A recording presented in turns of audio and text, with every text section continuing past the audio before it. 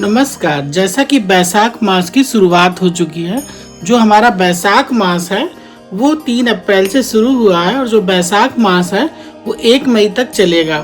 बैसाख मास में कहते हैं किए गए दान और तप का बहुत विशेष महत्व होता है। इस दौरान किए गए स्नान के भी विशेष फल प्राप्त होते हैं। जो प्रातःकाल जल्दी उठकर स्नान आदि करता है, भगवान विष्णु उससे अत्यंत प्रसन्न होते हैं। इस बैसाख मास में भगवान विष्णु की आराधना का विशेष महत्व होता है।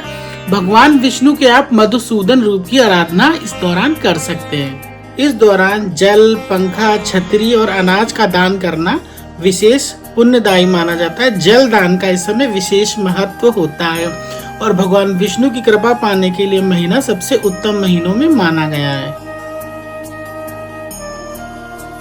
प्रातः काल आप जल्दी उठकर स्नान करें अगर आप विष्णु भगवान की कृपा पाना चाहते हैं, और अपने मंदिर को स्वच्छ आदि करके वहां भगवान विष्णु को पंचामृत से स्नान कराएं, गंगा जल आदि से, और उसके बाद उनके मधुसूदन रूप की आराधना करें।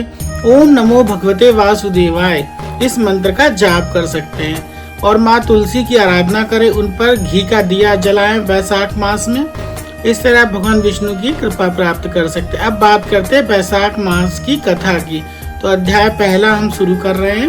तो वो कथा इस प्रकार है। बैसाख मास बहुत ही पवित्र महीना है। बरूथनी एकादशी, मोहिनी एकादशी, सीता जी का नवमी, अक्षय तृतीया और गंगा दशहरा जैसे जो महत्वपूर्ण त्योहार है इस दौरान देखे जाते हैं। इस दौरान हम परशुराम जयंती भी मनाते हैं, जो भगवान विष्णु के अवतारों में से ही एक हैं। श्री सूल गोस्वामी जी कहते हैं कि जो अम्बरीक राजा हैं वो नारद जी से बैसाख मास के महत्व को पूछ रहे हैं। वो पूछ रहे हैं कि आखिर बैसाख मास की इतनी महिमा क्यों है, क्यों इसकी लोग इतनी पूजा और तप करते हैं इस समय। आखिर भगवान विष्णु को जो ये बैसाख मास है वो इतना प्रिय क्यों है और इसमें भगवान विष्णु के प्रसन्न करने के लिए हम क्या कर सकते हैं। नारद जी से इस तरह के प्रश्नों को पूछते हैं वो। ये जो महीना है भक्तों को माता की भांति अभिष्ट वरदान प्रदान करने वाला होता है। ये महीना सभी देवताओं द्वारा पूजित है। जिस प्रकार विद्याओं में वेद, विद्या मंत्रों में प्रणव और वृक्षों में कल्प वृक्ष है और धेनुओं में कामधेनु है। देवताओं में विष्णु, वर्णों में ब्राह्मण, प्रिय वस्तुओं में प्राण, नदियों में गंगा, तेजों में सूर्य, अस्त्र शस्त्र में चक्र, धातुओं में सुवर्ण धातु, वैष्णवों में शिव जी, रत्नों में कौस्तुभ मणि श्रेष्ठ है।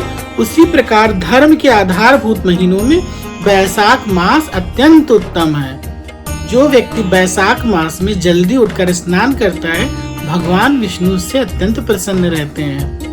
बैसाख मास सभी तरह के पापों का नाश करने वाला है और इस समय जो भी दान धर्म आदि करता है उसका अक्षय पुण्य प्राप्त होता है उस व्यक्ति को। बैसाख महीने में सभी तीर्थ आदि देवता बाहर के जल में ही स्थित रहते हैं।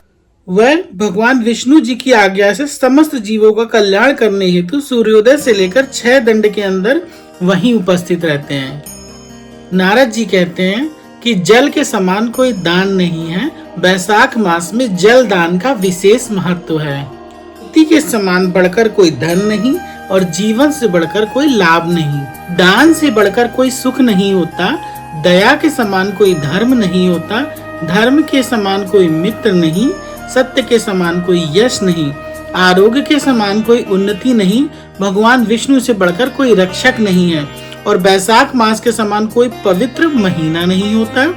ऐसा विद्वान पुरुषों का मानना है यह माँ भगवान विष्णु को अत्यंत ही प्रिय माँ में एक है। जो फल हमें सभी तरह के तीर्थों में स्नान करने से प्राप्त होता है, सभी वस्तुओं का दान करने से प्राप्त होता है, वो मात्र बैसाख मास में केवल जल का दान करने से हमें प्राप्त होता है। जो व्यक्ति जल का दान करने में समर्थ होता है वह दूसरे व्यक्तियों को ऐसा करने के लिए प्रेरित कर सकता है।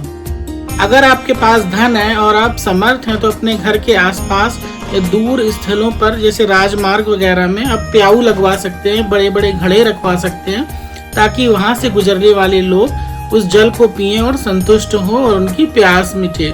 तब उनके अंदर से जो आपके लिए आशीर्वाद निकलता है वो आपके जीवन में उन्नति लेकर आता है।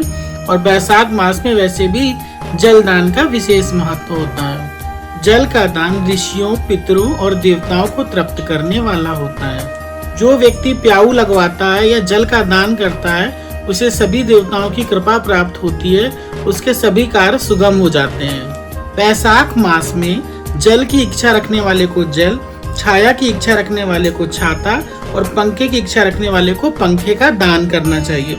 जो भी व्यक्ति प्यास से पीड़ित व्यक्ति को शीतल जल प्रदान करता है, उसे वही फल प्राप्त होता है जो 10,000 राजस्व यज्ञ का फल प्राप्त होता है। तो आप समझ ही सकते हैं इसमें जल दान का कितना विशेष महत्व है। जल दान, अनाज दान, पंखे का दान, दही, छाछ, मट्ठा आदि का आप दान कर सकते हैं ब्राह्मणों को। तो धूप से पीड़ित ब्राह्मण को पंखा झुलाकर हवा देता है, वो भगवान विष्णु का पार्षद बनता है, उसके सभी पापों का नाश होता है।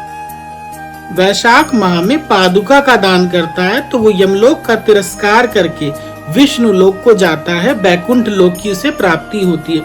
जो व्यक्ति वैशाख मास में अनाथों के ठहरने के लिए अनाथालय, विश्रामालय बनवाता है, उसे पुण्य फल का जो प्राप्ति होती है उसका हम वर्णन भी नहीं कर सकते हैं। ध्यान में आए हुए ब्राह्मण को भोजन कराना अत्यंत ही शुभ होता है। वैशाख मास में ब्राह्मणों को भोजन अवश्य कराएं। और इसके अलावा मार्ग में थके हुए ब्राह्मण को जो आश्रय देता है, उसके पुण्य फल का हम वर्णन भी नहीं कर पाएंगे, क्योंकि उसे अत्यंत पुण्य की प्राप्ति होती है। इस प्रकार नारद जी से अम्बरीश को बताया कि वैशाख मास में हमें किन किन वस्तुओं का दान करना चाहिए।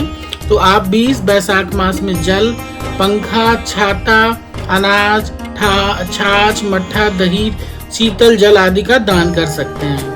वैशाख मास में किन किन वस्तुओं का दान करना चाहिए, किन नियमों का पालन करना चाहिए, ये हम आगे की कथा में सुनेंगे। आज के लिए इतना ही। धन्यवाद।